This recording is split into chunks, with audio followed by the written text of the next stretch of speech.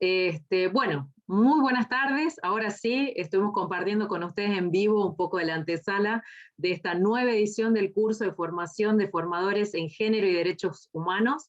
Les saluda Gretel Galeano desde acá, desde la APDH Catamarca, Regional Catamarca, bien al norte del país.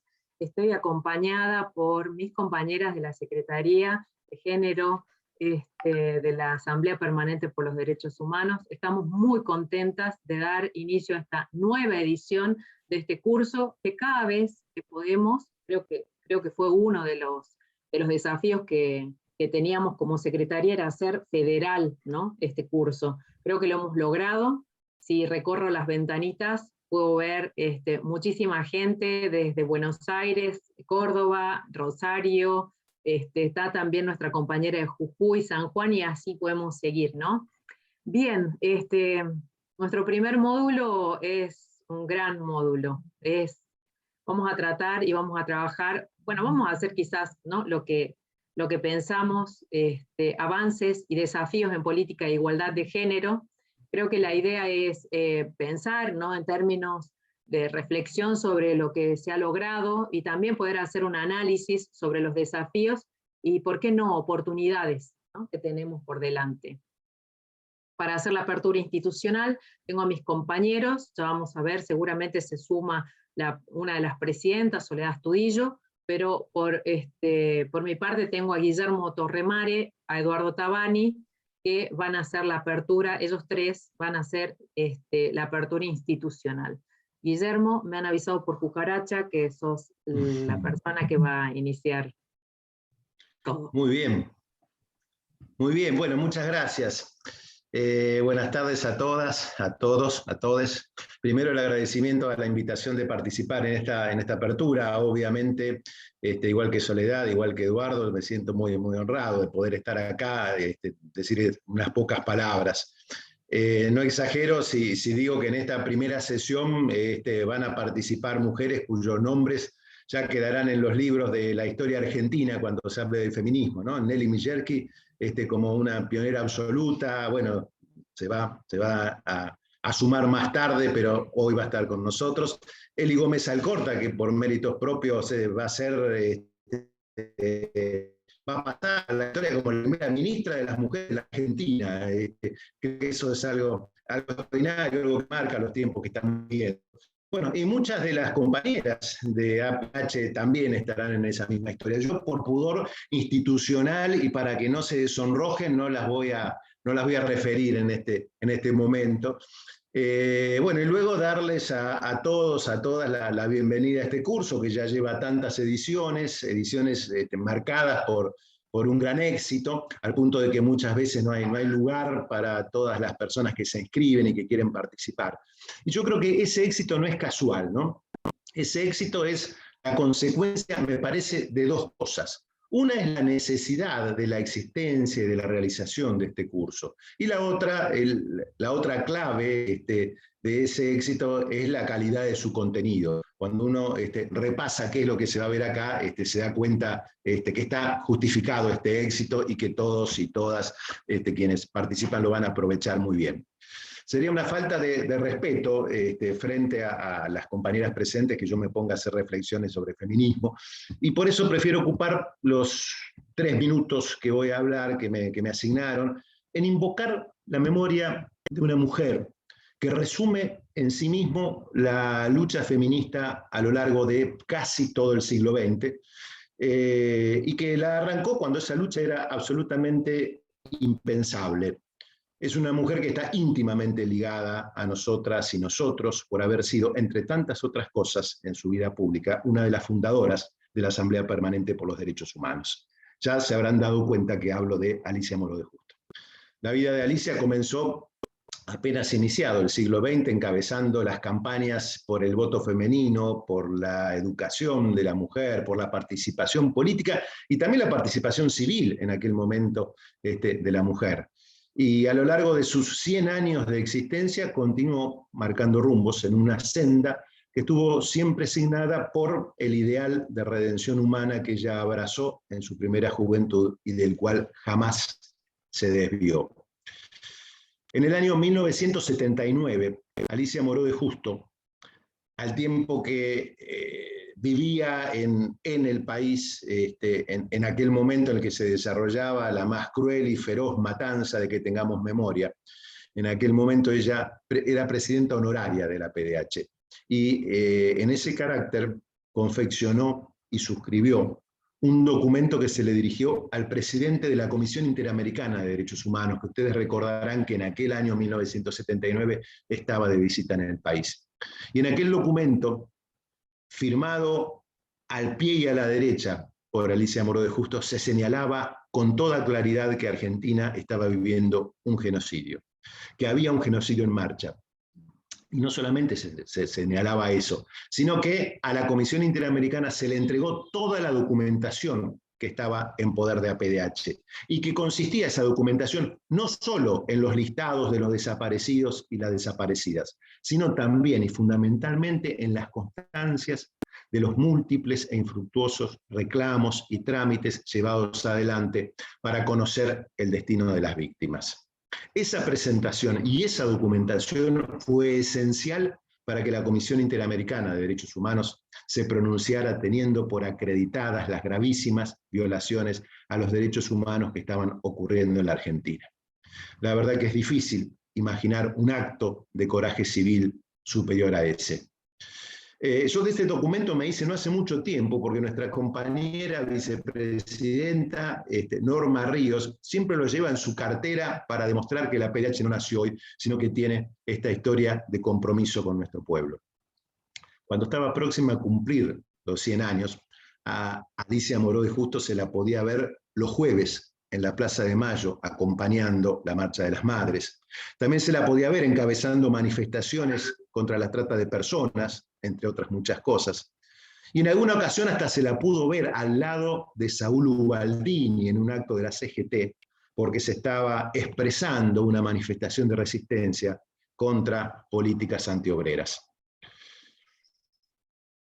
Quiero, en un acto algo egocéntrico, pero quiero terminar esto contándoles que yo, siendo muy joven y por militar en la misma tradición política que militaba Alicia, tuve el privilegio de darle la despedida en el cementerio de la Chacarita en un día que recuerdo muy gris, en otoño, en 1985. Y en aquella ocasión yo dije que era muy fácil ser Quijote como éramos nosotros en aquel momento, porque éramos muy jóvenes, pero que no, seguramente no era fácil seguir siendo Quijote a lo largo de toda la vida, y que ella era precisamente el ejemplo de eso, de ser Quijote hasta el último suspiro. En la apertura de este curso yo termino propiciando que nos inspiremos en esa imagen y en ese ejemplo que nos deja Alicia Moró de Justo para seguir adelante en esta lucha, que de la mano del feminismo nos va a llevar seguramente a una sociedad justa e igualitaria. Muchas gracias. Muchas gracias, Guillermo. Muy buena reflexión, aporte. Muchísimas gracias. Le voy a pasar la palabra a Eduardo y le voy a pedir, voy a aprovechar mientras se está desmuteando Eduardo, pedirle a Paulita que revise. La verdad que no nos aparecen nuevos solicitudes para incorporarse, pero varias son las personas que nos hacen llegar la dificultad para ingresar. Entre ellas, Soledad va a tratar de enviar un saludo para no quedar fuera, ¿no?, de esta bienvenida y de este nuevo inicio, ¿no? Eduardo, buenas tardes, bienvenido. Bueno, buenas tardes, muchas gracias. Buenas tardes a todos, a todas, a todes. Como bien lo señalaba Guillermo, yo también quiero agradecer a esta convocatoria que generosamente nos han hecho, a la presidencia de la Asamblea. Recién decía Guillermo que él quería ser respetuoso. Yo creo que me voy a permitir contrariar a mi amigo y compañero diciéndole que nosotros deberíamos aprender de ustedes, que han sido tan irrespetuosas y han hecho una revolución en todo este tiempo que es admirable y de la cual tanto tenemos que aprender. Así que a esa irrespetuosidad mi reconocimiento. Nada, decirles simplemente que hay tantas mujeres para evocar, ¿no? Alicia, por cierto, una fundadora, una figura central para la PDH. Pero claro, hay tantas compañeras que han recorrido una experiencia militante adentro de nuestra casa, que sería injusto nombrar algunas, pero creo que en Alicia de alguna manera se resumen o se reúnen a todas esas compañeras de todos los años, de tantos años, en una lucha que es continua y que las tiene a las mujeres en la primera línea de combate. A mí me da mucho gusto saber que comienza una nueva edición del curso Formación de Formadores en Género de Derechos Humanos, una tarea que nosotros le reconocemos muy especialmente a la Secretaría de Derechos de las Mujeres, Igualdad de Géneros y Diversidades de nuestra casa.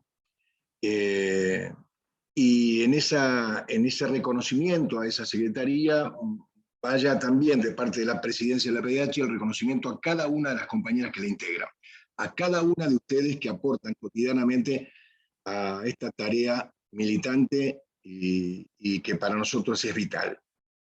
Ese espacio destinado a activistas que han creado esta posibilidad que se repite hoy, pero que siempre es novedosa, que convoca a infinidad de personas de diversas extracciones, ¿no? Que vienen a capacitarse, a formarse y también a dar cuenta de sus propias miradas en esto que es una experiencia de ida y vuelta, y me parece en ese sentido muy valioso. Decirles que me da mucho gusto que en esta apertura esté alguien que además con la que, digamos, de alguna manera tengo un vínculo de familia de vida, que es la ministra Eli Gómez Alcorta. Así que saludo muy especialmente tu presencia, Eli, acá en este encuentro y lo valoro muy especialmente también. Hace mucho tiempo que venimos caminando juntos en esta tarea de crear conciencias, de abrir nuevas posibilidades, nuevos horizontes y enfrentar imposibles. Así que muchas gracias. Y muchas gracias porque el Ministerio permitió que un trabajo colectivo, que es lo que hace la PDH, un trabajo colectivo enorme, que convocó a tantas compañeras, que es este texto, este libro, Género y Derechos Humanos, también fue posible porque hay un Ministerio de las Mujeres, hay un ministerio que, como bien decía Guillermo, marca un camino, que es muy novedoso también, por cierto. No sé si hay experiencias en el mundo, pero si las hay son muy pocas. Y ahí está la pregunta que nosotros podemos responder en principio, que tiene que ver si ha habido o no avances en políticas estatales, en políticas públicas de igualdad de género. Creemos que sí, creemos que ha habido muchos avances. Los avances tienen que ver con el enorme compromiso militante de ustedes y de tantas otras compañeras y compañeros, y también, ¿por qué no, compañeros? Pero la existencia de este ministerio, del Ministerio de las Mujeres, Géneros y Diversidad, es, para mi gusto, un adelanto y una manifestación evidente, aunque no exenta de dificultades. Sabemos que esta tarea tiene que tener seguramente muchas dificultades, las tiene en el cotidiano, no dudamos, pero que sabemos ha generado una transformación enorme y ha puesto patas para arriba lo que había que poner. Sé que hasta octubre van a tener la posibilidad de un recorrido muy rico en temáticas diversas y con presencias enormes también de queridas compañeras. Pila Millerki, con quien también me une un vínculo histórico de años, de muchos años de militancia en la abogacía, a quien saludo también y abrazo a la distancia. Supongo que en estos próximos minutos se acercará aquí a este encuentro. Y por cierto también a Dora Barrancos, a quien también conozco muy bien y sé de sus aportes enormes a esta tarea que se lleva adelante desde este encuentro y desde tantos otros lugares. La verdad que me importa mucho que sepan que desde nuestra casa, porque estamos ahora habitando nuestra casa, aunque sea en este formato, que bien decía Gretel, es muy federal, también muy democrático, y nosotros apreciamos muchísimo esto, que sea muy federal y muy democrático, porque de los 4 puntos cardinales hay compañeras, compañeros que nos están siguiendo y acompañando, y seguramente van a aportar mucho a este curso. Ahí en este texto, en este libro, en este trabajo colectivo, en el prólogo, lo que podría llamarse el prólogo del texto, vos, Eli, decís que esta es una iniciativa extraordinaria, la de este curso, ¿no? Y también que esta publicación resulta fundamental porque en realidad es la palabra escrita de ustedes, que en realidad apreciamos todos, pero que además es un mojón, una marca, una señal plantada que ha de perdurar en el tiempo. Y eso para mí, y para la PDH fundamentalmente, es muy importante. Vaya entonces nuestro saludo y agradecimiento, y particularmente el reconocimiento a todas las compañeras de la Secretaría, a todas y cada una de las compañeras que militan cotidiana y alegremente, con la mejor predisposición ante situaciones muy duras, muy difíciles, porque no perdemos la alegría en la militancia. El reconocimiento a ustedes, a todas, a todes, que fueron capaces, que se animaron a enfrentar al monstruo. A ese monstruo que todavía habita en nosotros, a veces sin darnos cuenta. Sigan haciendo, compañeras queridas, respetadas, valoradas, sigan haciendo imposibles, y decirle gracias porque no saben todo lo que sacudieron en nuestras cabezas. Sigan haciéndolo, hay mucho todavía por delante, y sepan que estaremos ahí acompañándolas, aprendiendo de ustedes y de sus luchas siempre. Muchas gracias. Bueno, ustedes saben que los aplausos no se sienten en Zoom, pero podemos manifestarlos de alguna manera, como ustedes elijan. A mí me gusta hacer esto porque es el abrazo que uno quisiera darse, ¿no? Muchísimas gracias, Eduardo. Bueno, estamos intentando que ingrese, ha ingresado bastante gente, o sea que creo que algo se ha solucionado, pero no sé, Patri, si es que ha podido ingresar Sol. No la vi. Le di a admitir a todo el mundo, pero a Sole no la vi. No la vi yo tampoco. Bueno, yo voy a hacer uso voy a leer su mensaje que ha enviado. La tecnología no me está permitiendo ingresar, por eso mando este saludo.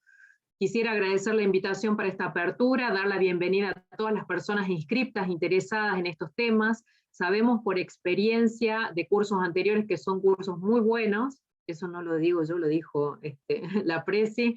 También a quienes serán oradoras, expositoras, son referentes ineludibles en estas luchas, y también a la Secretaría de Género, que también es una referente para todas nosotras. Con las compañeras aprendemos permanentemente, nos enseñan, nos muestran por dónde ir. Muchas gracias por eso. Dice Soledad, pensaba si este es un momento particular o no. Creo que siempre son momentos particulares en esta larga lucha que lleva adelante el movimiento de mujeres. Para quienes sufrimos alguna vez la violencia de género, contar hoy con compañeras que van ocupando roles claves en el Poder Ejecutivo, ahora en diputados, en el Poder Legislativo, etcétera, e ir conquistando espacios es fundamental.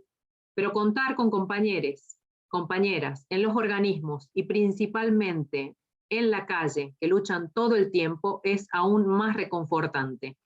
Es más, nos sabemos cuidadas por otras, porque quienes estamos en APDH, pero quizás todas las que luchamos, aprendimos que la lucha es permanente, y para eso es muy bueno tenernos. Bienvenidas y gracias, compañeras. Acabo de dar la lectura de las palabras de Soledad Astudillo, una de las presidentas de la Asamblea Permanente por los Derechos Humanos. Le voy a pedir a Belén Bancalari, por favor, que se mutee, tengan en cuenta cuando ingresan de chequear, por favor, para que no se filtren sonidos de su cotidiano, de su lugar de trabajo, su lugar familiar, que tengan en cuenta y chequeado siempre eso.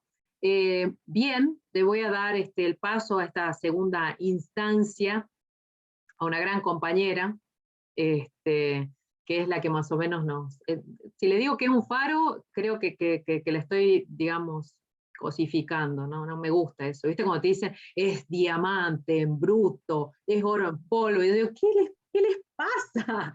Bueno, María Elena Nadeo es docente, es militante de política feminista, realizó numerosos posgrados sobre género, políticas sociales en la UBA, Flaxo, Claxo, podríamos seguir, ¿no? También fue 3 veces legisladora de la Ciudad de Buenos Aires, y entre el año 2000 y 2007 organizó y presidió el Consejo de los Derechos de Niños, Niñas y Adolescentes de Cava.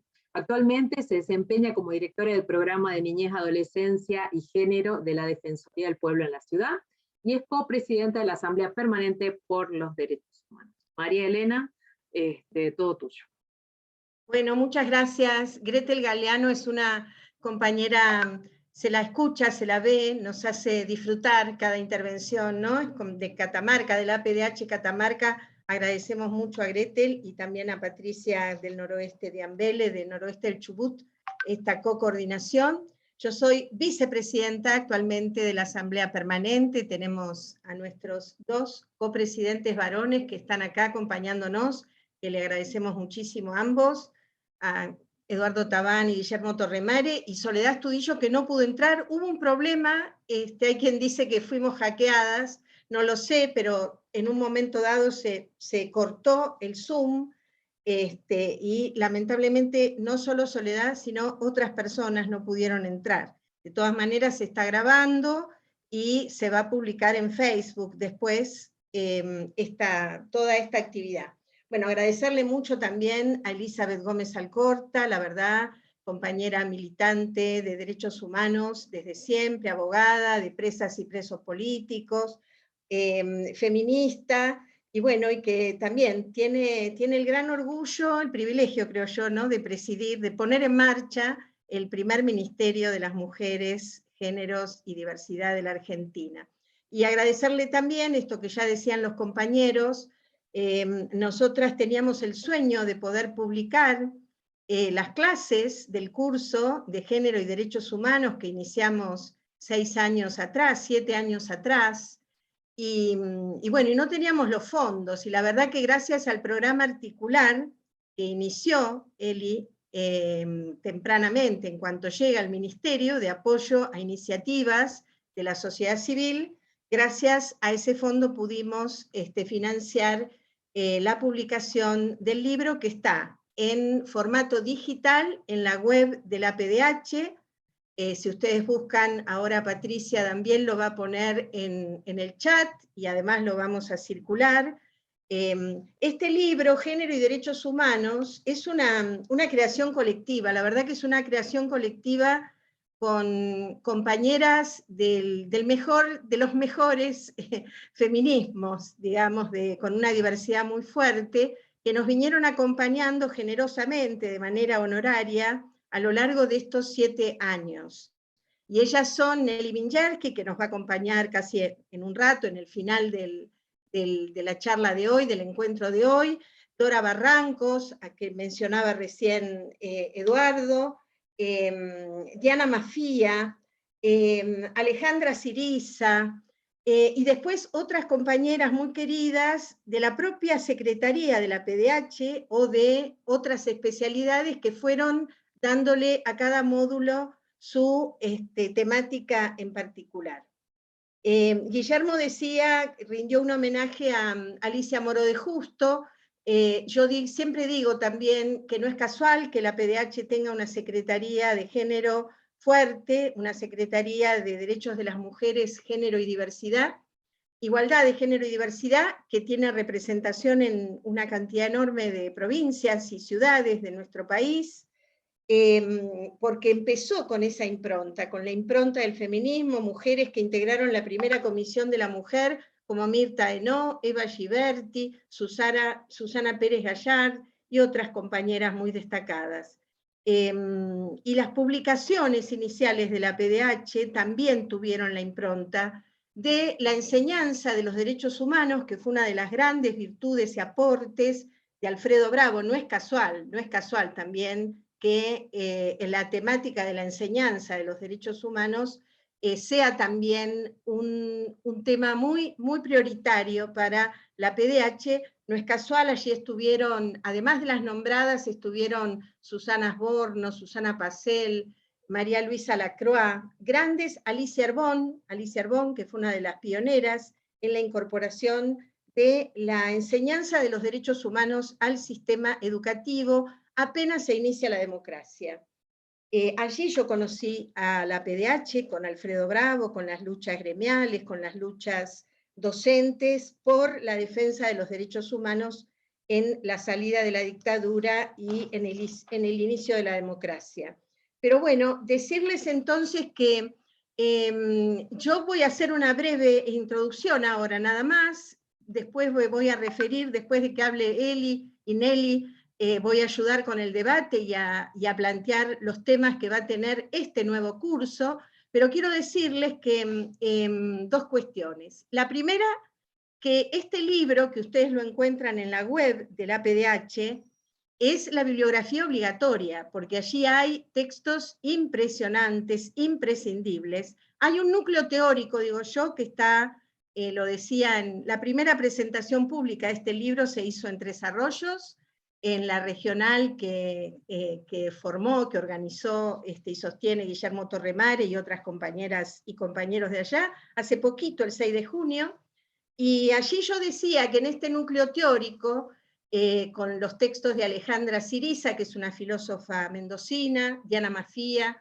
filósofa de aquí, de nuestro territorio de Capital Federal, y Dora Barrancos, y Nelly Vinyarski con el tema derechos sexuales y reproductivos. En ese núcleo teórico hay una apuesta muy fuerte a contradecir, a discutir y polemizar con toda la teoría del contrato social, toda la teoría contractualista, que es la que marca el inicio de nuestras repúblicas modernas, de nuestras democracias constitucionales, de los fin del siglo XVIII, XIX y XX, esa teoría del contrato rusoniana, muchas de nosotras que nos considerábamos jacobinas en algún momento, la verdad que la teoría del feminismo puso en discusión, cuestionó esa teoría del contrato, porque en realidad los logros enormes de la Revolución Francesa en realidad después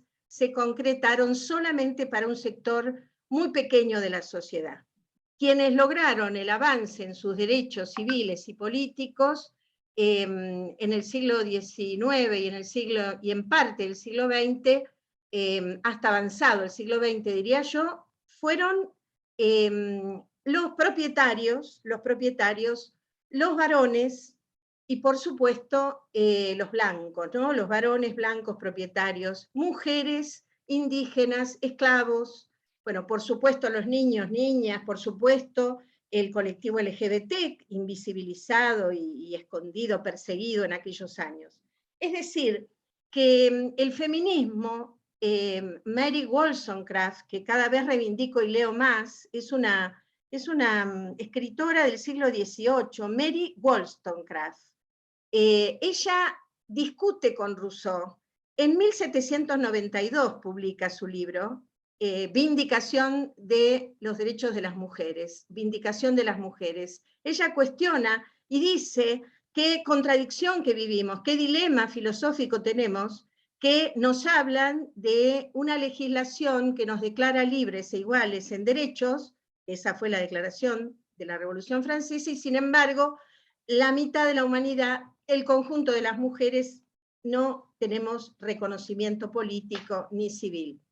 Entonces, bueno, desde allí, desde Mary Wollstonecraft, e invocando a todas nuestras feministas, las europeas, pero también las americanas, las que lucharon con su vida por la libertad, contra el colonialismo, en nombre de todas ellas, que cada vez estudiamos y conocemos más, la verdad que saludamos el inicio de este curso, les damos la bienvenida, invitamos a quienes se inscriben a buscar las APDH en cada una de las regionales, en cada una de sus provincias, para acercarse y para contar con un lugar de militancia, de estudio también, y de lucha, ¿no? Porque este es nuestro sino, venimos a cambiar estructuras, a cambiar formas tradicionales de dominación. Es una tarea, hoy la llamamos interseccional. Antes decíamos que era nuestro paradigma de la doctrina de los derechos humanos, de la integralidad de los derechos, pero en esa interseccionalidad cruzamos nuestra concepción de género, que es descubrir las discriminaciones cotidianas, las discriminaciones que sufren las personas por su condición de género e identidad de género, la discriminación social o de clase y la discriminación étnica, porque tenemos un compromiso muy fuerte también con los pueblos originarios. Bueno, dicho esto, yo voy a dejar hasta acá, así le damos paso y volvemos a decir este agradecimiento muy particular por el programa articular, pero además por la lucha compartida, tantas luchas compartidas en otros espacios y en otros momentos, con hoy la ministra de la Mujer de la Nación, Elizabeth Gómez Alcorta. Muchas gracias y vamos entonces a escuchar. Muchísimas gracias, María Elena. Bueno, me toca, mientras Eli se desmutea, yo la voy presentando. Elizabeth Gómez Alcorta es ministra de las Mujeres, Géneros y Diversidad de la Nación Argentina, es abogada por la Universidad de Buenos Aires, especializada en Derecho Penal en la UBA y en Ciencias Políticas y Sociología en Flaxo. Profesora adjunta interina en la materia de elementos del Derecho Penal y Procesal Penal de la UBA, fue subcoordinadora del programa Verdad y Justicia del Ministerio de Justicia y Derechos Humanos de la Nación y funcionaria judicial también, y representó como abogada víctimas del terrorismo de Estado y líderes y lideresas indígenas. Muchísimas gracias por estar acá. Como ella dijo antes de que comenzara todo, estoy en el lugar donde tengo que estar y eso me encanta. Muchas gracias, Eli. Bienvenida. Buenas tardes, compañeras, compañeros, compañeres. Bueno, primero que nada, agradecer la invitación. Hace ya como 2 meses atrás, María Elena me mandó la invitación y le dije, pero ¿me estás hablando de agosto? Así fue mi respuesta porque no podía creer que... y ahí asumí el compromiso de acompañarlos con alegría, con honrada, y particularmente como militante de derechos humanos, que en definitiva soy. Los cargos que ocupamos, los ocupamos transitoriamente, las militancias que elegimos y las banderas que levantamos no son transitorias. Además me une con la PDH muchos vínculos, además de luchas, hemos estado juntos acompañando procesos indígenas en el sur, acompañando a Milagro, acompañando y compartiendo juicios de lesa humanidad, pero también vínculos afectivos, como lo decíamos también hace un ratito, tanto con María Elena, con Sole, que no pudo entrar, bueno, con Eduardo, que es un padre de la vida que me ha regalado. Así que por todo esto sabía que era el lugar en donde necesariamente hoy había que estar. Felicitarles porque son casi 200 personas que están arrancando un curso de formación, y quiero decirles que en este contexto político, y no digo solamente el contexto político argentino, sino en este contexto político mundial, que es un contexto además muy particular, ¿no? De mucha incertidumbre, y de mucha complejidad, y de mucha disputa de sentido, hacer una apuesta por la formación política es una decisión de primer orden que hay que reivindicar. Necesitamos estar con más herramientas, necesitamos estar mejor formados para poder también tener más potencialidad y más capacidades, no solamente individualmente, sino sobre todo colectivamente, para generar poder popular. Así que les felicito por la apuesta. El Ministerio acompaña como a tantas otras organizaciones, y creemos que fortalecer a las organizaciones es una tarea clave siempre, pero de esta época mucho más. Dicho eso, estoy intentando, venía repensando, quería hacer una presentación, pero me parece que voy a hacer otra en los 15, 16 minutos que me quedan. Aclaro que una vez que termine, lamentablemente no me voy a poder quedar a escuchar a Nelly, a quien amo profundamente, centralmente porque tengo que cumplir tareas de madre, porque las tareas de cuidados siguen siendo compatibles con las tareas de la función pública y de la militancia. Pero decir, nosotros vamos a trabajar, o se va a trabajar en el curso de formador de formadores, sobre cuestiones de género y diversidad. Y hablar de cuestiones de género y diversidad es hablar de desigualdades, ¿sí? Uno tiene que pensar eso. Y uno tiene que partir de que no existe ninguna desigualdad natural, que las desigualdades siempre tienen base política.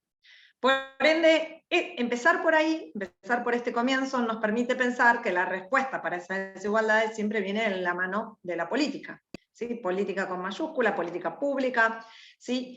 Y poder comprender cuáles son las causas de esas desigualdades implica necesariamente saber cuáles son los intereses que durante muchísimo tiempo se vieron beneficiados con las desigualdades. Podríamos hacerlo en cualquier sentido, lo podemos hacer en términos de clase, en términos de raza, en términos étnicos.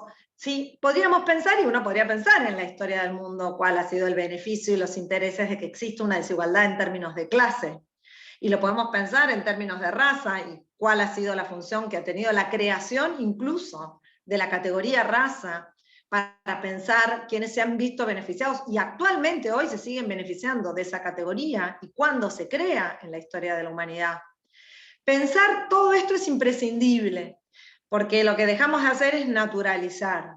Yo siempre digo lo mismo, uno podría hacerse la pregunta, ¿por qué solamente hay 10 jefas de Estado en el mundo mujeres? ¿Por qué hay solamente 2 ministras? Fuimos 3 por 20 días. ¿Sí?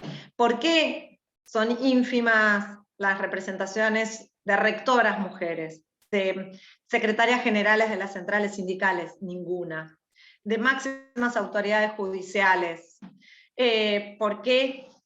Uno podría decir, bueno, quizás es porque naturalmente no tenemos vocación de poder, o no tenemos capacidades. Esa podría ser una respuesta, y hay que decir que hay mucha gente que sostiene eso, ¿sí? Que efectivamente nosotras no tenemos capacidades para ocupar esos lugares. ¿Por qué no somos representantes, no somos la mayoría de los CEO en las empresas? ¿Por qué no somos quienes detentan las grandes fortunas de la humanidad? ¿Por qué las 10 grandes fortunas están en manos de los hombres? ¿Por qué más del 90% de la tierra y de la propiedad está en manos de los hombres? A pesar de que en nuestro sistema el principal modo de adquirir la propiedad es a partir de la herencia, y somos la mitad de la población. ¿Por qué? Bueno, hay 2 opciones. Una es que efectivamente nosotras no tenemos ciertas condiciones para, ¿no?, ejercer espacios de representación, de vocerías, de poder. Y otra es que tenemos obstáculos, ¿sí? Uno puede elegir. Cuando pensamos en esos obstáculos, y entiendo que todos los que estamos acá no vamos a asumir la primera condición, que asumir la primera condición implica entender que no tenemos un destino biológico, las mujeres, y cuando hablamos de destino biológico es necesariamente ser madres y esposas, un destino biológico que hay que decir se sostuvo tanto en términos religiosos como en términos sociales y en términos culturales, y aún se sigue sosteniendo solapadamente para muchos otros compañeros y compañeras. Si nosotros salimos de esa lógica, tenemos que hacer un fuerte cuestionamiento para entender que las desigualdades y las violencias vinculadas al género son políticas y son estructurales. ¿Qué quiere decir esto? Son políticas, quiere decir que representan ciertos intereses, y que no son naturales significa y que son estructurales significa que no depende de lo que haga o no haga cada mujer, cada lesbiana, gay, bisexual, travesti, transexual, sino que no son errores del sistema, un error, una situación de violencia vinculada a un agresor, que no es una situación que dependa de cada una poder romper con ciertas lógicas y prácticas que reproducen esas desigualdades y esas violencias. Partir de ahí es clave, porque partimos de ciertas premisas. Si nosotros podemos hablar de género, qué significa el género, qué significan los estereotipos, y cuáles son las desigualdades, entonces preguntarnos por qué las mujeres tenemos una tasa de empleo 20 puntos por debajo de la de los varones, por qué tenemos una tasa de desempleo mayor, por qué tenemos una tasa de actividad menor, por qué tenemos... tenemos una brecha salarial de 23 puntos, 25 puntos de diferencia, por qué tenemos una enorme dificultad para alcanzar la vocería y la representación política en todos los ámbitos. Nosotros podemos hacer ese diagnóstico. Y yo vengo repitiendo algo que por suerte nosotras, y nosotros en nuestro país, estamos sobrediagnosticadas las brechas de desigualdad. Ya las sabemos, ya las conocemos, ya sabemos que ahí existen. Sí es fundamental algo que dijo ahora María Elena hace un ratito. Esas desigualdades no nos corresponden del mismo modo a todas las que integramos los géneros, a todos los que tenemos ciertas identidades sexuales. ¿Por qué? Porque en el sistema capitalista las desigualdades y las opresiones se juntan, se interseccionan unas con otras. Quiere decir que yo voy a tener muchas más privilegios, a pesar de tener todos los obstáculos que me implica mi condición y mi elección de ser mujer, que una mujer que es indígena, o que una mujer que es afrodescendiente, o una mujer que vive en el campo, o una mujer que es adulta mayor, o una mujer que tiene una discapacidad.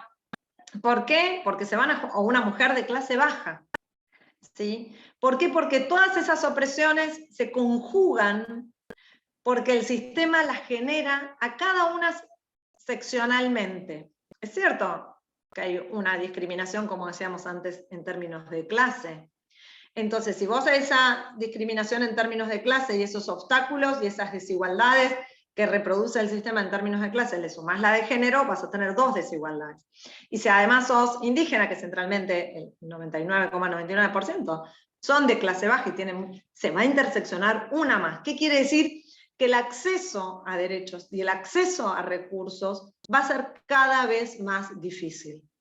Poner esto también es importante porque, como decía antes, todas las desigualdades son políticas, quiere decir que nosotros tenemos que estar muy atentos, sobre todo cuando nos formamos, para poder discernir cada uno de estos intereses que se ponen en juego, y por eso uno puede ver que hay claramente feminismos liberales, ¿sí? Porque efectivamente pueden estar discutiendo la importancia de romper los techos de cristal. Entonces, si yo me junto con funcionarias, como lo hicimos en el día de ayer, que estamos hablando todas sobre las dificultades o las perspectivas de género, pero todas las que estamos sentadas ahí rompimos el techo de cristal, mientras en nuestras respectivas casas y familias hay mujeres de clase baja, que su única oportunidad que tienen es ser trabajadoras de casa particular, y que nosotras pudimos romper ese techo de cristal, porque teníamos otras mujeres que efectivamente no solamente jamás van a romper el techo de cristal, sino que ni siquiera van a acceder a un trabajo digno, porque están en la escala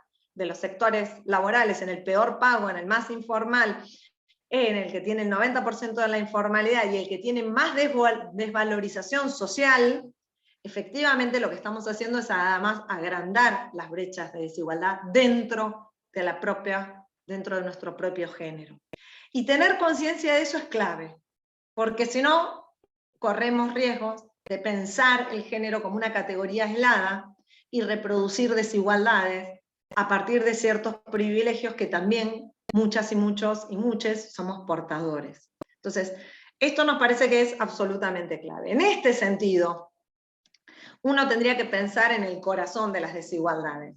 Y nosotros y nosotras sabemos que el corazón de las desigualdades en materia de género están vinculadas al lugar que ha sido asignado para las mujeres durante siglos que está vinculado a las tareas reproductivas. En la lógica del sistema mundo, durante muchísimos siglos, hay que decir que el patriarcado no es el único sistema que existió en el mundo, hace 7.000 años se calcula que efectivamente se asentó, pero hay que decir que a partir de la creación del Estado moderno y el iluminismo, como decía María Elena Nadeo, en vez de salir beneficiadas, el patriarcado se ancló de un modo, con una persistencia que efectivamente nos dejó aún más atrás de lo que estábamos.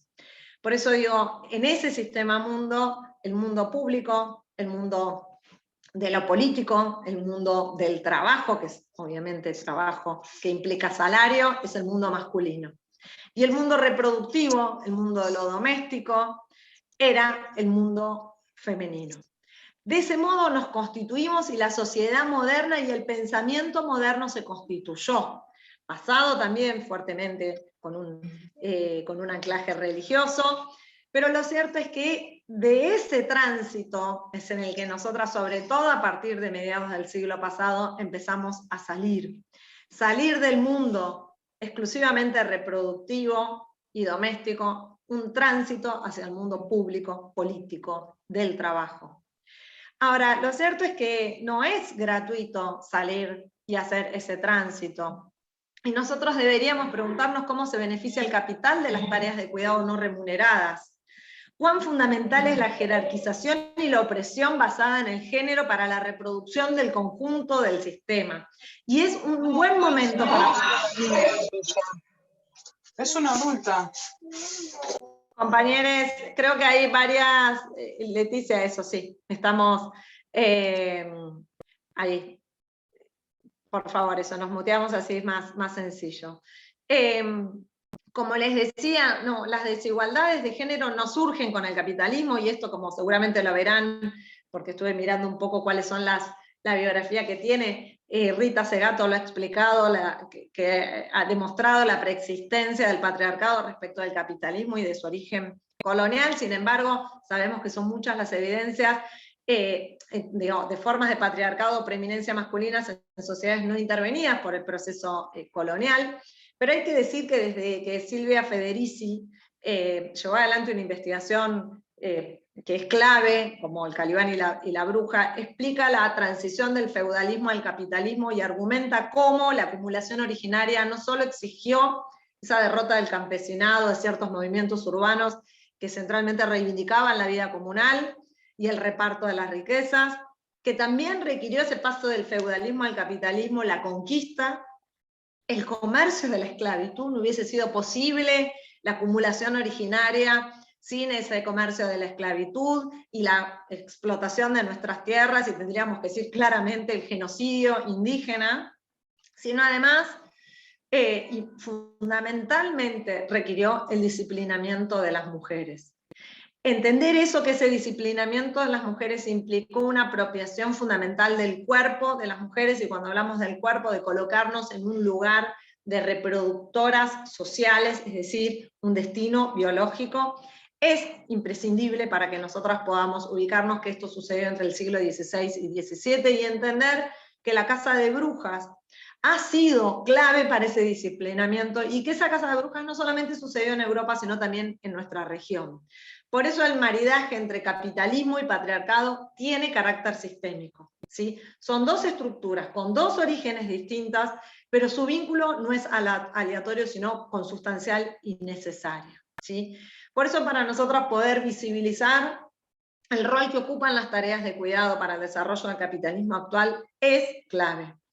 Ahora bien, es cierto que nosotras entendemos que en esa cantidad de horas de trabajo que mueve el mundo, como lo decimos nosotras, a lo largo de siglos, lo van a tener seguramente a Diana Mafía, que esto lo explica con una brillantez, como es ella, porque es brillante, y poder entender que mientras nosotras siga recayendo como tarea obligatoria y destino las tareas de reproducción, que son tareas desvalorizadas social y culturalmente, pero sobre todo tareas no pagas, y en todo caso nuestro anclaje en el mundo laboral van a estar también vinculadas a esas tareas. Cuando nosotros hablamos de las brechas salariales, no quiere decir que en el mismo trabajo cobramos menos unos que otros, sino que las tareas y los sectores en donde estamos representadas y sobre representadas las mujeres son los sectores peores pagos, y centralmente son los sectores vinculados a las tareas de cuidado. Nosotras somos cuidadoras, y ese es un sello que tenemos en nuestro cuerpo y en nuestras vidas. Entonces, el 98% de quienes trabajan en tareas de cuidado como trabajadora de casa particular son mujeres, 98%, el peor salario. ¿Dónde nos incorporamos nosotras? Nos incorporamos en las tareas de educación docentes, en las tareas de salud y un poco más ahora en el comercio. Esos son los ámbitos nuestros. Cuidar a otros, a otras, a otros. Educar, que es una forma también de cuidar. Todos los que son sectores del pensamiento, de las ingenierías, de las ciencias duras, durante siglos nos dijeron que nosotras no era ese nuestro lugar. Y cuando digo durante siglos, es durante siglos. Como suelo recordar, nosotras las mujeres ingresamos 7 siglos después que los varones a las universidades. 7 siglos después. 7 siglos después.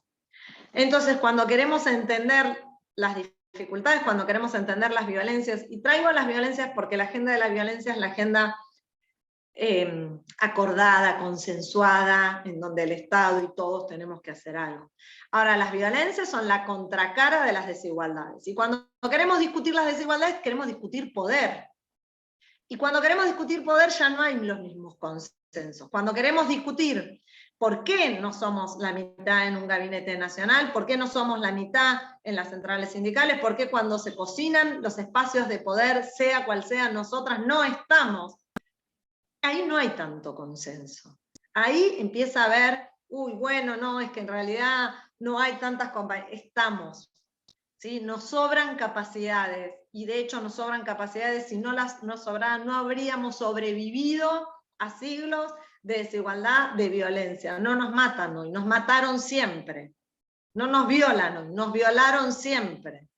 Poder comprender eso es que lo que queremos disputar es poder. Y que de lo que debemos hablar cuando hablamos de género no es la agenda liberal de las violencias, que nos preocupan enormemente porque se nos va la vida todos los días de una compañera y de una hermana. Nosotras tenemos que discutir las causas de esas desigualdades. Y cuál es nuestro lugar en este sistema, y sobre todo qué tenemos para aportar en clave de emancipación, porque hay un sistema que no solamente nos está dejando afuera, sino que es un sistema que está terminando también con el mundo, porque tenemos un solo mundo y hay que cuidarlo, y han demostrado quienes han ejercido el poder durante siglos que no lo han sabido cuidar. Para terminar, decirles, el ministerio es un proyecto político conquistado en la calle, un proyecto político arrancado a un poder que durante mucho tiempo no quiso darnos lugar para nada. Que cuando logramos, con una historia maravillosa de luchas de más de 3 décadas, 4 décadas, lograr masividad y tener vocería, el poder político no le quedó otra que hacer ese lugar. Pero es del movimiento, es de la calle. Y solamente va a poder sobrevivir cuando tenemos derechas rabiosas y zombies que se ensañan con esta agenda, porque es una agenda que discute poder, y nosotras nos paramos desde ese lugar. Solamente la calle lo va a poder sostener. Para nosotras, el ministerio, con la decisión política de un gobierno nacional y popular, como no podría ser de otro modo, entendió que había que discutir las tareas de cuidado, y nos dimos una enorme serie de acciones políticas, programas, para ponerlo en la mesa y discutirlo, que terminó por lo menos esta parte con la presentación de un proyecto de ley. Entendimos que esas desigualdades que nos obligan a estar en nuestras casas a ciertas horas, ocuparnos de los pibes, eso que nos dicen cambiar plata, ¿para qué voy a trabajar? ¿Vas a cambiar plata? No, mi mujer ayuda, trabaja 4 horas, ayuda porque el proveedor tiene que ser el varón, a pesar de que es una ficción, porque en el mundo que vivimos la cantidad de familias monomarentales y de tipos que se borran y no cumplen con ninguna de sus responsabilidades son muchas más que la familia tipo del siglo XX.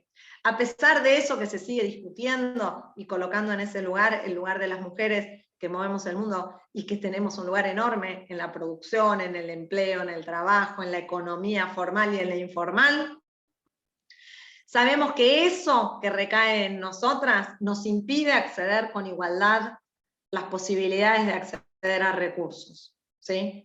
¿Cuáles? Estudiar, trabajar, tener independencia, militar en política, militar en derechos humanos, y que esa falta de acceso a derechos nos deja en un nivel de mayor vulnerabilidad, y ese nivel de vulnerabilidad nos deja desprovistas o a la intemperie para las violencias machistas. Ese es el esquema con el que nosotras pensamos el ministerio y nos dimos una larga serie de acciones y de programas y de políticas. Para terminar, decirles que el desafío que tenemos es desde cada lugar y desde cada trinchera, ¿sí? Y que efectivamente estamos viviendo un momento revolucionario en términos históricos, en términos de poner patas para arriba todo aquello con lo que durante muchísimas décadas y siglos dimos por sentado. Discutir todo es la tarea que tenemos hoy. Discutir todo significa que convocar y darnos una tarea para que el próximo curso no sean tantas mujeres o que haya muchos más varones que quieran, para entender que aquellos que militamos por un mundo más justo necesariamente tenemos que aferrarnos, entre otras banderas como la de derechos humanos, que para nosotros es clave, también las del feminismo popular. Así que, compañeras, felicitarlas, felicitarles, y nos estamos, me quedaré un ratito más hasta que me tenga que ir, y desearles que sea un excelente curso, del cual no tengo ninguna duda que así será. Muchísimas gracias, Eli, muchísimas gracias. Sabemos que la agenda es compleja, ya hay pedidos como para que te incorpores como panelista, y a nosotros nos encantaría, sabemos que siempre es ajustado el tiempo, pero bueno, seguramente vamos a tener la oportunidad de tenerte, la vamos a tener a Diana, a grandes compañeras, grandes feministas que trabajan territorialmente también. Ahí veo a Sole García desde Córdoba, a quien saludo afectuosamente. Bien, muchas gracias, Eli. Le voy a dar mientras se desmutea Nelly, que ha sido recontra mil puntual, la voy a presentar. Ella es abogada especialista en Derecho de Familia. Puede ser que después Nelly me corrija porque siempre, pero siempre tengo que actualizar la bio de ella, así que ella aparte me puede decir lo que ella quiera. Es profesora consulta de la Facultad de Derecho, titular de la Maestría de Políticas Públicas de Infancias y Adolescencias de la UBA. Desde el año 2017 es también presidenta del Parlamento de las Mujeres y de la Legislatura porteña. Es integrante del Consejo Asesor del Ministerio de Mujeres, Género y Diversidades de la Nación. Integrante, por supuesto, nuestro faro, de la campaña nacional por el derecho al aborto legal, seguro y gratuito, y también redactora del proyecto de ley de interrupción voluntaria del embarazo. Nelly, muy buenas tardes, muchísimas gracias por sumarte. Veamos, tenemos... yo voy a hacer un saludo. Gracias. Buenas noches, muchas gracias. Después de la conferencia magistral que he escuchado parte de Eli, no voy a hablar de ese tema, pero primero que todo quiero felicitar a María Elena Nadeo y a las otras directivas de la PDH por haber comprendido y puesta en práctica que no existen derechos humanos, ¿sí?, ni lucha por los derechos humanos, ¿sí?, no existe una lucha paralela y específica por los derechos humanos de las mujeres. Entonces, eso en relación al curso. Les quiero recordar que han tomado María Elena y las compañeras y compañeros el ejemplo de Hannah Arendt, porque este curso tiene una característica. Hannah Arendt le dijeron que la sostenía para luchar tanto y tantos años, ¿no?, por determinados proyectos de vida. Y Hannah Arendt dijo la persistencia. Y la persistencia es una característica de este curso. ¿Cuántos años venimos asistiendo, invitadas por María Elena o por otras personas, y este curso se ha ido repitiendo? Y no repitiendo, sino mejorando. Me da un poco de turbación, porque yo he escrito en el libro que celebramos y presentamos hoy, y realmente me puse a leerlo y a leer las clases que se han dado, y veo que los distintos módulos, eso que no hemos compartido, no hemos hablado con, por ejemplo, los educadores, las que escribimos sobre determinadas cuestiones jurídicas o derechos reproductivos, con las filósofas o historiadoras que dieron la parte introductoria. Pero hay una armonía, una interrelación, y eso celebro yo, es lo que es trabajar interdisciplinariamente, porque parece ser cuando uno lee cómo se van recogiendo conceptos dados en una de las clases en otra. Entonces, primero que todo, quiero celebrar y quiero invitar a quienes no asistieron a los cursos o se asistieron a que lean de nuevo, porque son verdaderamente clases muy interesantes. O sea, primero que todo eso. Después, cuando me invitaron a dar más que un saludo, porque yo tenía otra actividad, estoy en otra actividad, por estos milagros del internet puedo participar en las dos. A ver qué tenemos pendientes. Yo voy a hablar del ámbito que me compete y que sé un poquito, que es el ámbito de las leyes, el ámbito del derecho. Cuando yo hablo de derecho, hablo de todo el mundo que abarca el derecho, de las leyes, de cómo se aplica, de quién la aplica. Entonces, el derecho ha sido uno de los instrumentos básicos y más fuertes del patriarcado. Miren ustedes, el derecho nos ha dicho que somos como mujeres, nos ha dicho que éramos incapaces y nos creímos y vivimos y somos todavía incapaces.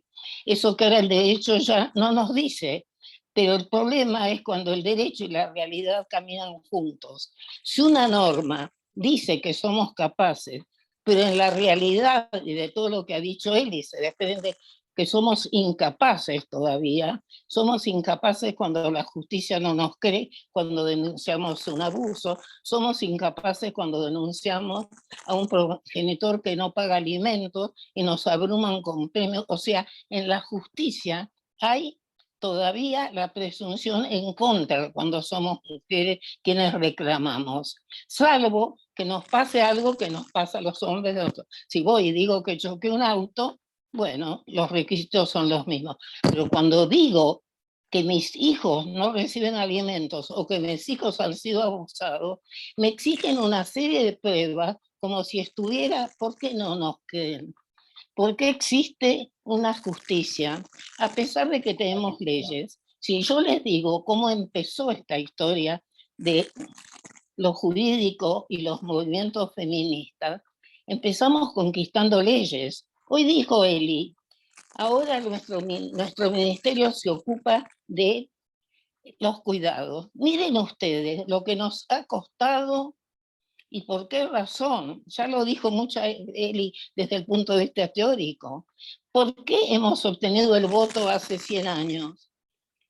¿Por qué recién en este siglo hemos obtenido, y porque obtuvimos un movimiento maravilloso y un gobierno que nos escuchó, la ley de aborto?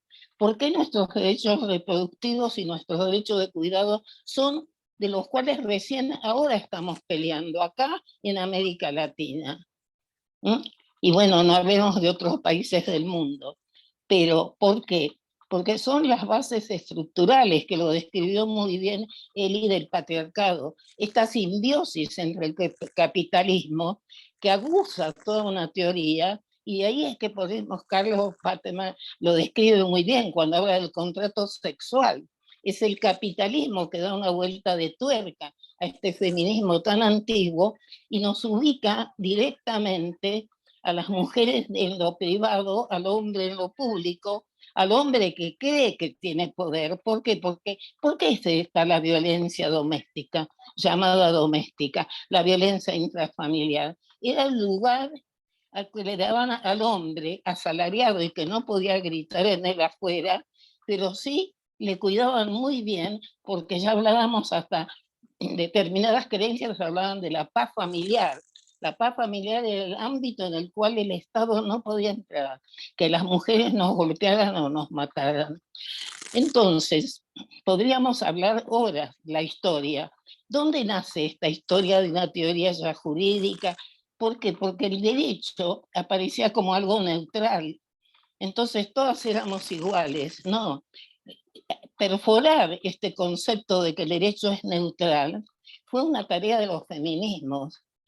Y así podemos citar desde Nancy Fraser, que se da cuenta de que no solamente teníamos que luchar por la paridad, por la igualdad, lo que ella llama reconocimiento, sino también por la redistribución. La redistribución, ya hablaba ella, es esto que estamos buscando, que los beneficios económicos y sociales sean para todos, porque son dos luchas en paralelo. Muchos años nos han dicho...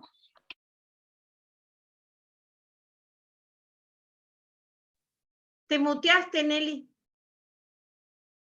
El ministerio se muteó solo.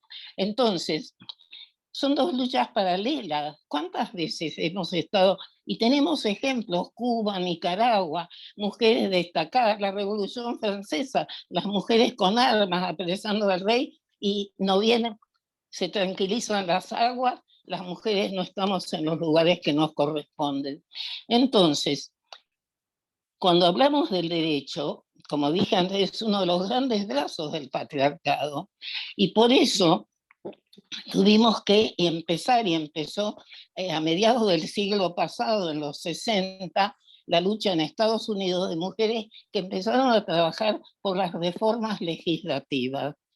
Nosotros en nuestro país, porque es muy breve el tiempo que tengo, hemos avanzado muchísimo. Tenemos cuerpos legales que pueden ser mejorados como toda obra humana.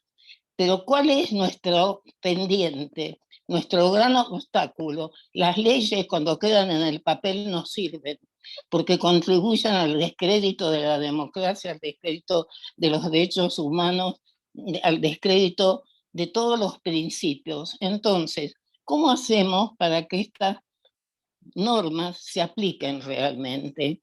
Luchando día a día.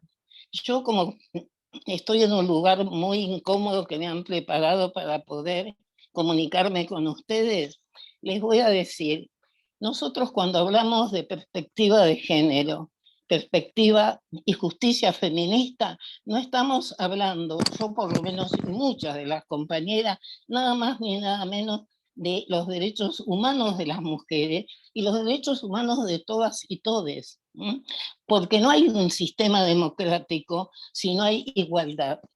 Todavía no está internalizado en el género humano, en la mayoría, en una gran mayoría de los seres humanos que componen nuestra sociedad, este principio de la igualdad. ¿Y por qué? Porque el patriarcado, después de esos 7.000 años de que habló Eli, y de esta vuelta de tuerca que se produce a mediados del siglo XIX, fines del XVIII, mediados del XIX, ha incrustado a fuego determinados hábitos y determinados estereotipos. Entonces, por eso todavía no logramos que paren los femicidios, porque no es gratuito que fuimos incapaces en la ley. La ley da poder, la ley es aquello que determina la actividad. Y la violencia simbólica que se ha ejercido ha naturalizado en muchas mujeres, inclusive, que somos incapaces, que somos objeto. ¿Por qué existe el femicidio? ¿Por qué la gran cantidad de femicidios son de señores que de repente un día una mujer le dice que no lo quiere más o que quiere otra persona? Porque somos objeto. Y eso lo ha considerado también el derecho. Ustedes piensen los femicidios, cómo se ocultaron como tales, hablaban de violencia pasional. Si se ve alguna jurisprudencia de principios de antes del 2012, no estoy hablando de siglos, de nuestros tribunales, les da temor. Dicen cosas como, por ejemplo, bueno, el arma, tener un arma, y con eso cometer un homicidio es un agravante. Dice, no, pero como el señor era militar, usó el arma. O el señor, bueno, ella la había sacado. No es chiste, ¿eh? Está escrito. Les puedo decir dónde están reseñadas esas sentencias. Entonces, la ley tiene un efecto positivo. cuando está dado el contenido y hemos luchado las mujeres. Por eso después del 2012, con la figura del femicidio empieza a modificarse la jurisprudencia. Pero ha sido esos cambios que hemos logrado en la legislación, siempre fueron objeto, fruto de luchas colectivas, como el triunfo colectivo que fue la ley de interrupción voluntaria del embarazo. Pero tenemos un obstáculo muy serio en la aplicación de las normas. ¿Cómo podemos comprender que todavía, por los datos que tengo, después de los femicidios terribles que hubo el año pasado y el anteaño, por no comunicación debida entre los juzgados, por no registrar que se ha cometido, que este señor ya ha sido condenado o tiene muchas denuncias? Todavía no tenemos un sistema que hoy en día, que yo puedo participar acá con ustedes y que no sé nada de internet ni de nada. ¿Cómo puede ser que no haya un sistema, inclusive, ya ni digo en todo el país, en toda una provincia, que una persona cuando se denuncia una violación, cuando se denuncia cualquier tema de violencia, no se sepa ya si esta persona ha sido víctima ya, si ha sido ya el victimario, tiene otras denuncias? Entonces, hay una justicia que, si bien avanza y tenemos algunos fallos positivos, tenemos otros que son desastrosos. Entonces, yo quiero aclarar, y me voy a permitir leer un párrafo sobre qué queremos cuando hablamos de justicia feminista.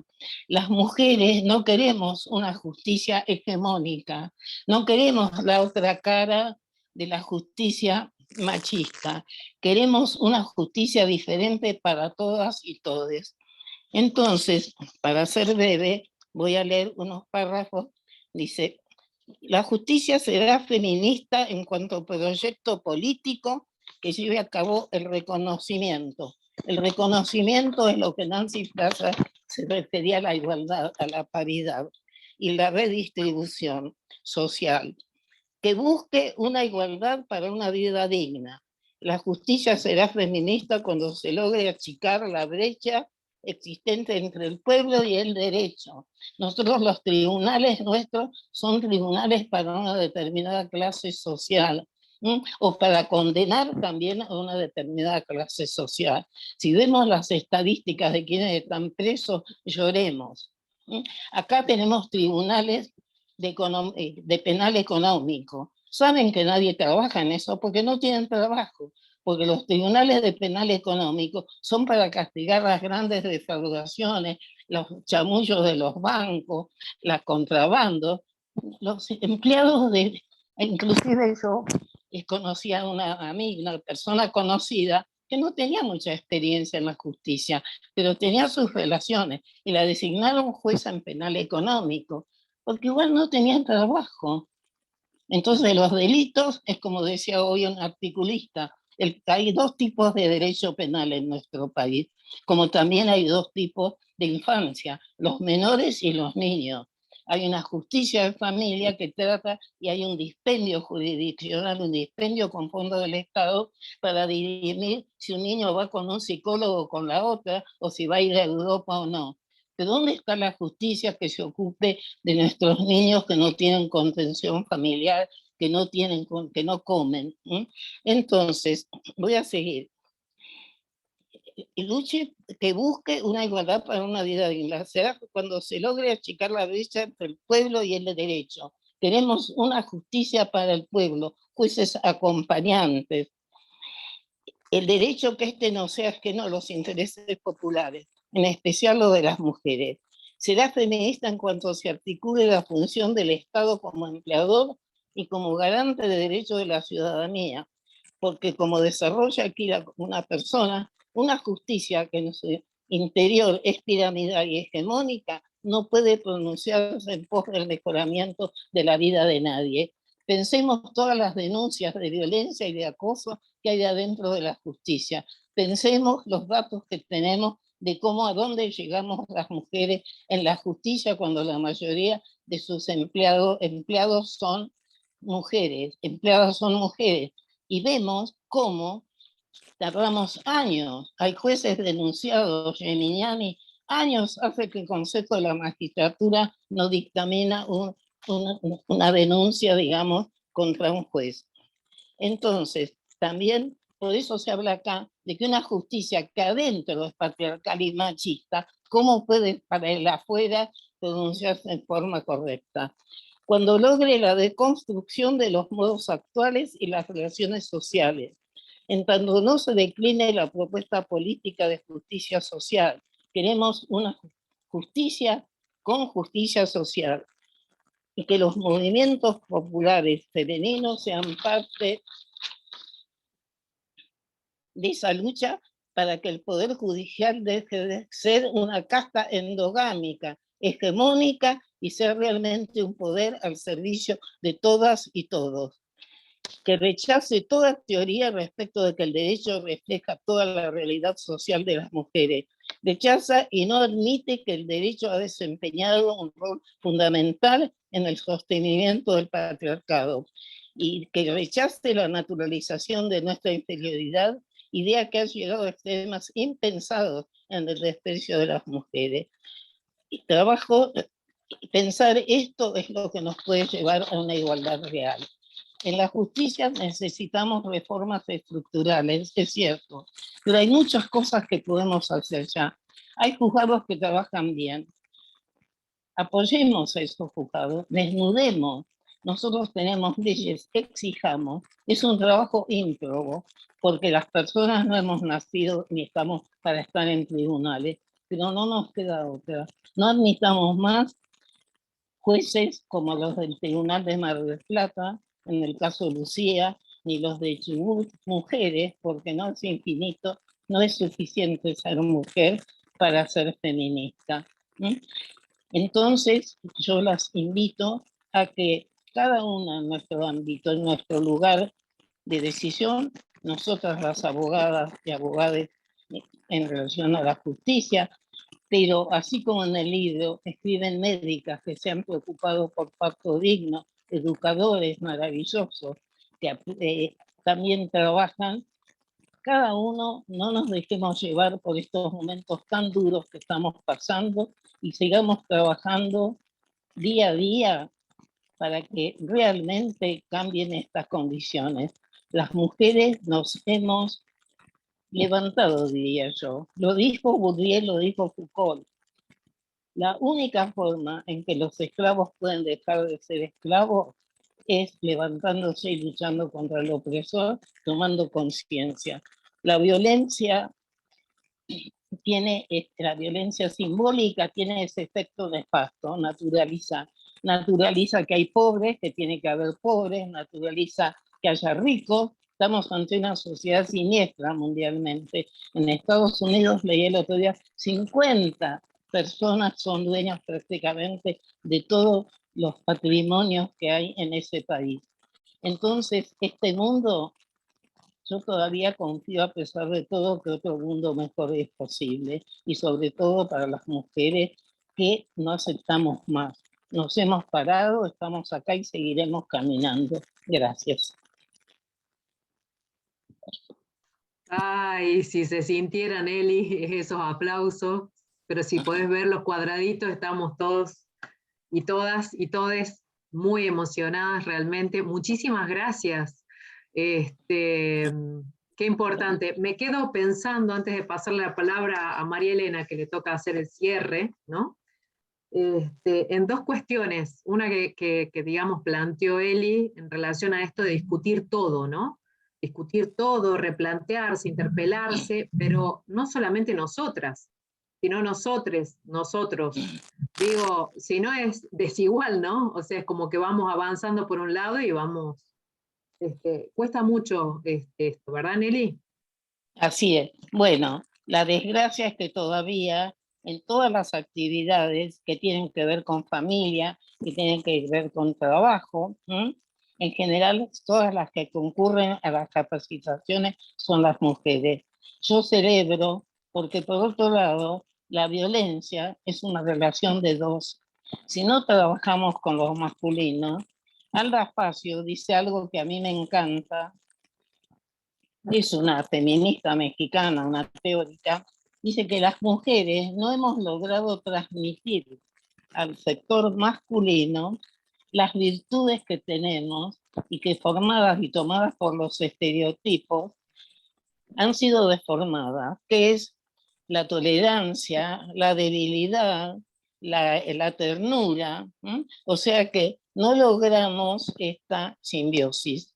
Y todo lo que queremos, y el tema del cuidado, también necesita tratarse de a dos.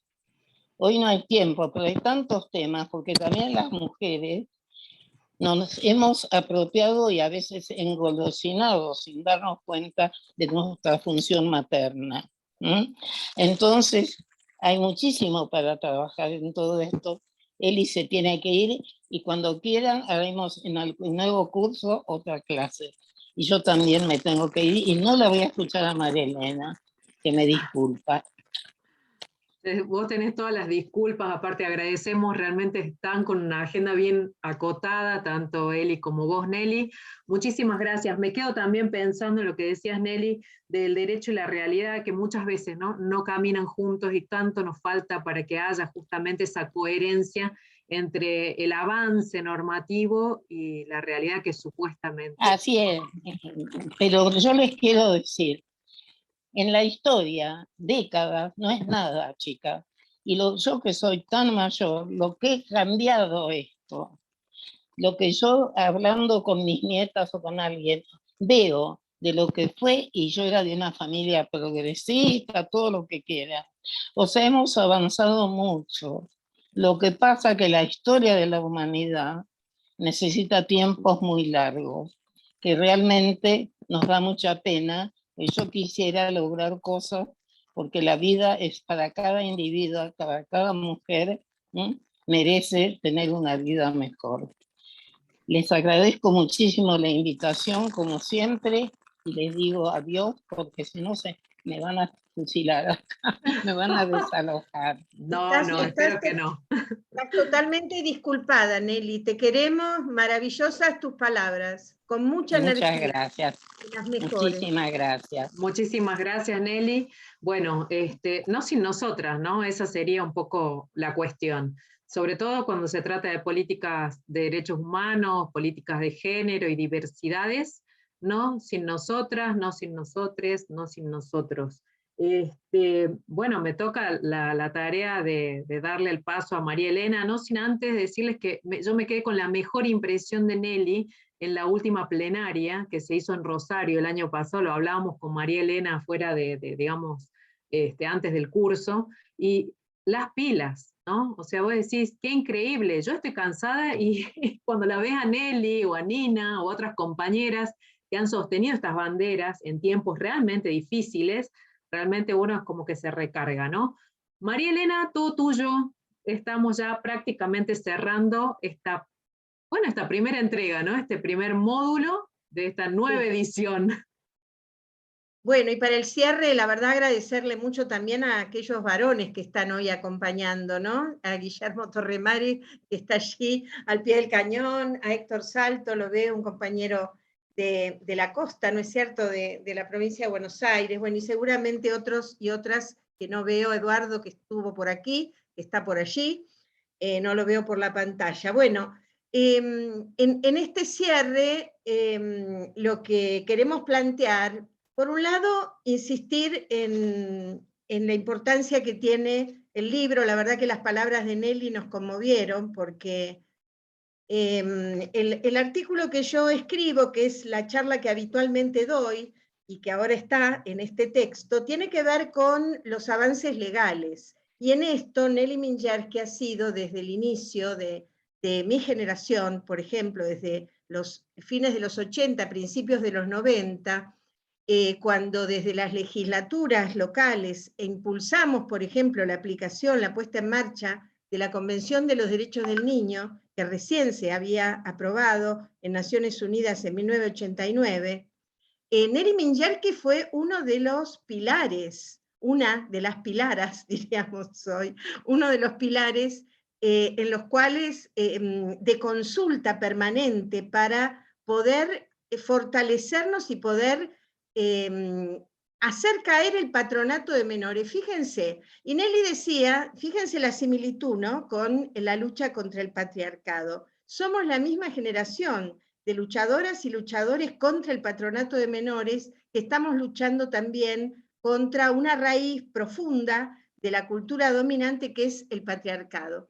Y Nelly, yo aprendí de ella algo muy importante, que ella lo suele repetir, y que ahora está en todos los textos, pero que en esas décadas todavía no se decía, y que es que los operadores del ámbito de la familia, del derecho de familia, quienes trabajamos con los niños, con las escuelas, en los servicios de protección de derechos, en los juzgados, tenemos dos grandes marcos jurídicos para apoyarnos. Uno es la CEDAW, la Convención para la Eliminación de toda forma de discriminación contra la mujer. La CEDAW, 1979, casi 200 años después de la Revolución Francesa, vino a decir esta verdad tan elemental que es cómo los estados deben garantizar la igualdad entre varones y mujeres. Ese es el mensaje fuerte de la CEDAW, que conmovió y revolucionó la legislación civil. Terminó de hacer caer, por ejemplo, la patria potestad en cabeza exclusiva de los varones. Cuando adviene la democracia en Argentina, logramos la patria potestad compartida y la ley de divorcio al calor de la CEDAW, justamente. Y el otro pilar fundamental, la Convención Internacional de los Derechos del Niño, decía y nos enseñó Nelly Mingerke, que es la convención que ayudó a democratizar las familias, porque empoderó a las niñas y adolescentes, a toda persona menor de 18 años, como sujeto pleno de derechos, y por lo tanto nos obligó a escuchar la voz de los niños, a protegerlos contra toda forma de violencia, a cambiar y combatir las estructuras autoritarias que existían en el sistema educativo en las familias tradicionales. En esa revolución de la igualdad de las mujeres, con el empoderamiento de los niños y las nuevas organizaciones familiares, también irrumpe, porque fuimos un poco la cabecera de playa, del cuestionamiento al sistema binario, a la heteronormatividad obligatoria, ¿no?, a ese esquema dual varón-mujer, género femenino, género masculino, que no admitía otras diversidades. Entonces, cuando irrumpe a partir de las luchas feministas esta crítica a la heteronormatividad obligatoria, al modelo binario, sexual y de género, bueno, el colectivo LGBT también se empodera. Y fíjense que 10 años después, en el 2009, me parece, si no es en el 2006, es en el 2009, tenemos en Naciones Unidas, ahora muy recientemente, estamos hablando ya del siglo XXI, los principios de Yogyakarta, que también están en nuestra bibliografía, que es ahora sí el tercer pilar donde nos tenemos que sostener para esta nueva visión de la sociedad, que es una visión democrática de relaciones interpersonales igualitarias, despojadas de toda forma de violencia y de opresión, que es el reconocimiento de la identidad de género del colectivo LGBTIQ+, y que también es otro gran avance en las últimas décadas. Bueno, cerrando un poco, digamos que de esas convenciones y de esos principios se derivan todas las leyes nuestras, todas las leyes posteriores. La Convención de Belén do Pará también está en la bibliografía, porque es la convención que legisla acerca de la prevención y la persecución a toda forma de violencia de género, tipifica las distintas formas de violencia, y además después la ley nuestra, la 26485, que es la ley de protección, de prevención de la violencia hacia las mujeres, la violencia en todos los ámbitos donde las mujeres viven, transcurren sus relaciones interpersonales.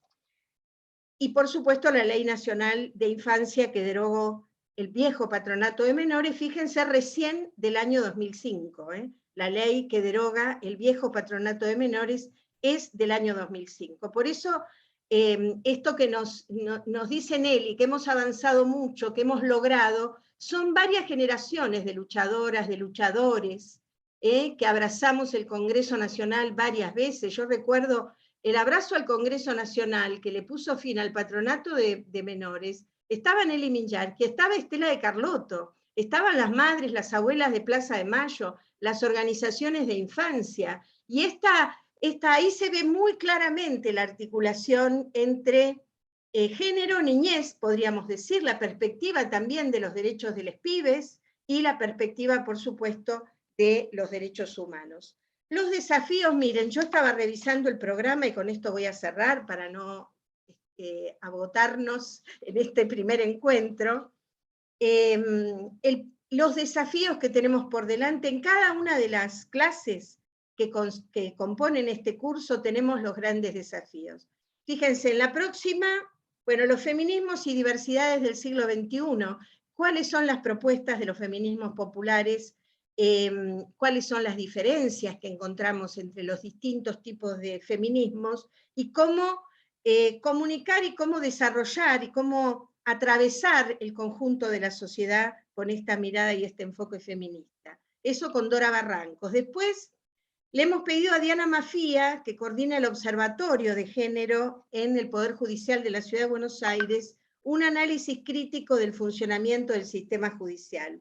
Es una de las grandes preocupaciones que tenemos hoy, una de las grandes preocupaciones. El pésimo funcionamiento del sistema judicial, la persecución, en un plano político, el lawfare, la persecución a luchadores, la criminalización de la protesta. Acá está Luciana Mazuelos, que nos ponía en el chat de San Juan, que están criminalizando luchadoras sociales, las militantes feministas, también la gente que se está movilizando en reclamo de alimentos por el hambre que se produce en muchas barriadas populares. Esto se está volviendo a ver, y la verdad, además de la prisión de las compañeras de la Tupac Amaru en la provincia de Jujuy, con Milagro Sala y todas las demás compañeras y compañeros, bueno, pero también es la justicia que no les cree a los pibes, es la justicia que desconoce las denuncias de abuso sexual y que castiga a las madres separándolas, a las madres pobres y a las madres que denuncian, separándolas de sus niños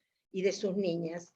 Bueno, y así, violencia de género, lo vamos a tener a Enrique Stola, que es un psicoanalista, uno de los grandes psicoanalistas de este tiempo, que súper solidario con la lucha de las mujeres, para hablar de abuso sexual y violencia vicaria, que es una nueva forma de violencia que está siendo tipificada ahora en el Congreso Nacional. Está, bueno, Luciana Mazuelo, yo recién la mencioné, y Graciela Morgade van a hablar de educación sexual integral, que es nuestra gran herramienta de lucha. Y así, y que estamos también trabajando para que sea una realidad. Políticas de cuidados, mujer y trabajo. Acá Eli habló mucho de esto. Y la verdad que yo quiero decirles que los dos grandes temas que está impulsando la ley de cuidados, que se está presentando y se está discutiendo en el Congreso Nacional, tiene que ver con dos temas centrales. Una es las licencias parentales. Si nosotros no logramos que los varones tengan las licencias parentales suficientes, ¿cuándo vamos a poder lograr que se hagan cargo de la crianza, en parte, de la crianza de los niños y de las niñas? Y el otro gran tema son los jardines maternales desde temprana edad para las mujeres trabajadoras. Parecen las verdades de perogrullo. La verdad que desde los 70 que se viene reclamando este tipo de medidas. Desde los años 70, y hubo una vieja ley en el año 73, la primavera de Cámpora se me ocurre que fue, la ley de creación de los jardines maternales en todas las empresas. Bueno, de todo eso se fue, fuimos retrocediendo. La dictadura militar, las políticas neoliberales. Tenemos un movimiento ascendente en materia de legislación y ampliación de derechos, y un movimiento descendente con respecto a las políticas económicas y sociales, porque el capitalismo cada vez es más concentrado, es más devastador, es arrasador de derechos, y en esa contradicción nos debatimos. Por eso es tan importante para nosotras contextualizar, saber que lo nuestro es una lucha muy profunda, que la violencia de género, que la explotación y la dominación social, económica, racial, es estructural y que por lo tanto los cambios tienen que ser muy profundos y por eso cuesta tanto erradicar la violencia, por eso cuesta tanto erradicar las distintas formas de opresión. Bueno, en eso estamos. APDH es una herramienta al servicio de estas luchas. Este es el primer encuentro y vamos a cada miércoles. Hoy no nos da para hacer intercambio, ¿no es cierto, Gretel? No nos da para hacer el intercambio, pero porque estamos respetando también el horario de ustedes. De todas maneras, digo, para quienes quieran y lo deseen, porque nos pasó específicamente con Soledad García, que por ahí nos prendemos, ¿viste? Y el debate está tan interesante que la gente se queda. Entonces, lo que hemos decidido con el equipo de trabajo es que no vamos a cortar el vivo. Vamos a dejar esa charla para el que se quiera quedar, la que se quiera quedar, pues nos parece que cuando surge naturalmente es muy enriquecedor. Así que tengo que leer saluditos. María Elena, ¿querés cerrar y yo doy los avisos parroquiales después? Bueno, cómo no. Bueno, en este cierre decirles que desde la Asamblea Permanente por los Derechos Humanos tenemos este fuertísimo compromiso.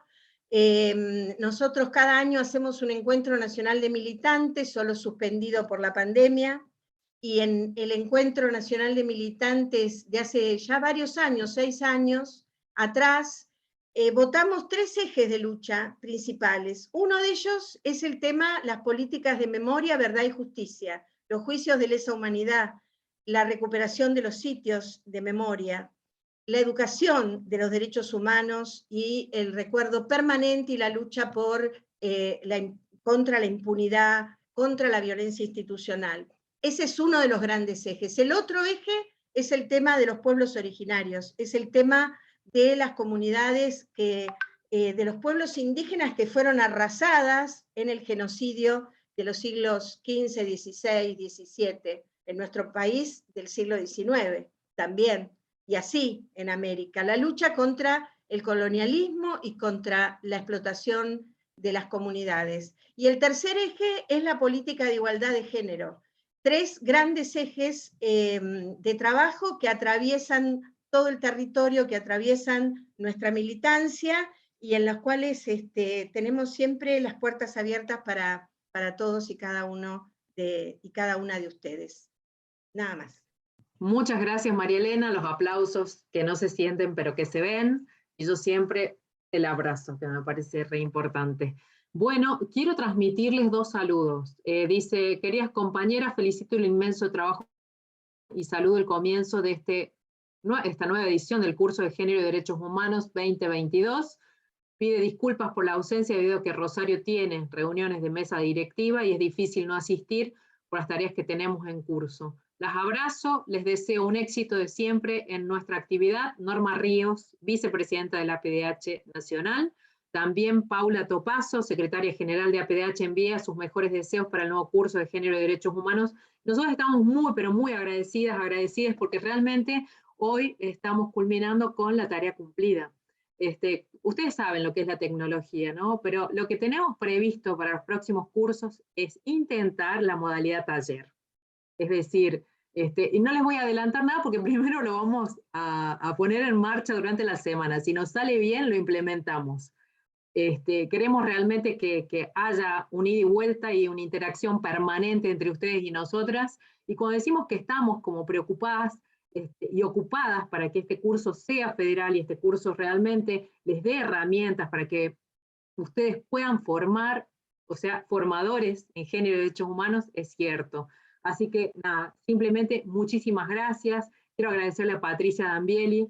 Mirá vos, estoy en Catamarca. Patricia está en el sur. Estamos con las compañeras de Córdoba, con las compañeras de San Juan, Buenos Aires, en fin. Si esto no es federal, ¿qué es? Durante muchísimos años le decía a la presidencia de la APDH, ¿cuándo vamos a tener ese curso de otra manera para que nosotros desde Catamarca, desde el mundo, desde el final del mundo podamos hacer ese curso? Bueno, llegó la pandemia y llegó la posibilidad de humanizar estos espacios digitales, y yo creo que lo logramos.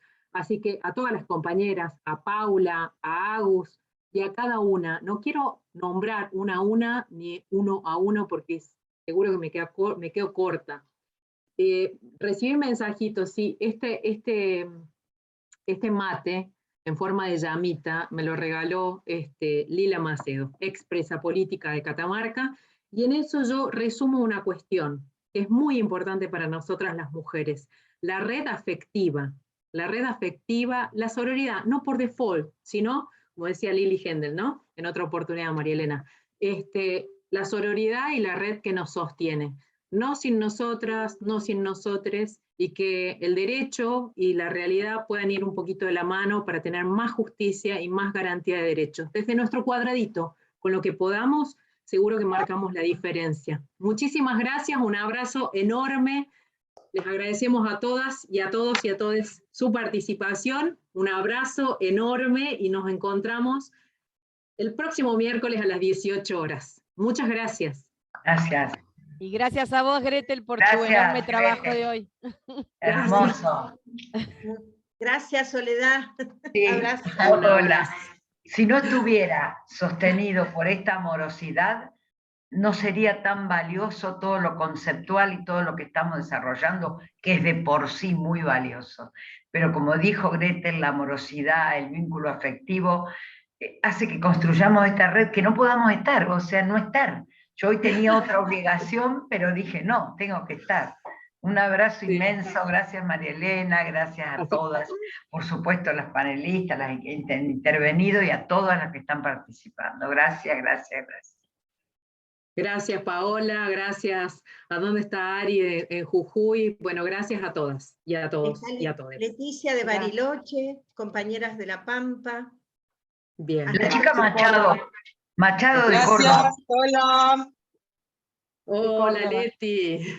Bueno, saludamos a todas, Graciela, Verónica, Natalia, María, Viviana, y voy viendo los cuadraditos y saludándolo. Está ahí Enrique Iglesias también, que es compañero del APDH, presente. Gracias compañero por estar acá, ha cumplido su palabra, muchas veces ha dicho hay que estar en los cursos y a nosotros nos parece re importante.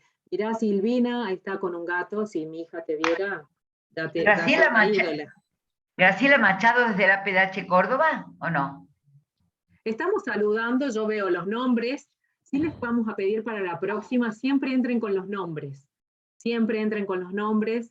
Por una cuestión de seguridad del espacio, tratamos en lo posible de cuidar, ¿viste? Sobre todo porque siempre hay gente malintencionada. Como hay gente buena, hay gente Mendoza está allí, varias compañeras de Roxana. Yo voy saludando, a medida que ustedes se vayan, yo las voy mencionando. A Delia Pereira, a Moni Baca, mirá, de la Pampa. Moni, gracias por estar. Natalia Campos, María Eva, a Roxana, que es compañeraza nuestra, Eugenia Victoria Brandi, bueno, Adriana, I love you so much. Hay alguien lo único que sé en inglés. También hay alguien Córdoba, de Belleville, también hay alguien de Belleville, de Mendoza. De Y Viviana también, Viviana. Ahí veo a María Cavaliaro de Chubut, del noroeste de Chubut, de Pueblo, nuestra secretaria de Género de Pueblo. Muy bien. Bueno, Rebeca, de la colectiva feminista Ni Una Menos de Tres Arroyos. Vamos todavía. Bueno, le pedimos a Paula que corte nomás el vivo, porque realmente digo, estos saludos, más allá digamos, de fortalecer nuestro espacio, nuestra red afectiva, por ahí a la gente no le estaría, digamos, sumando. Mirta, de Petris, Manuela Vallejo. Y nos vamos. Ustedes váyanse. Chau Cristian García, chau Guillermina Hernández. Gracias. Chau Telma Godoy. Compañeras, chau. Gracias.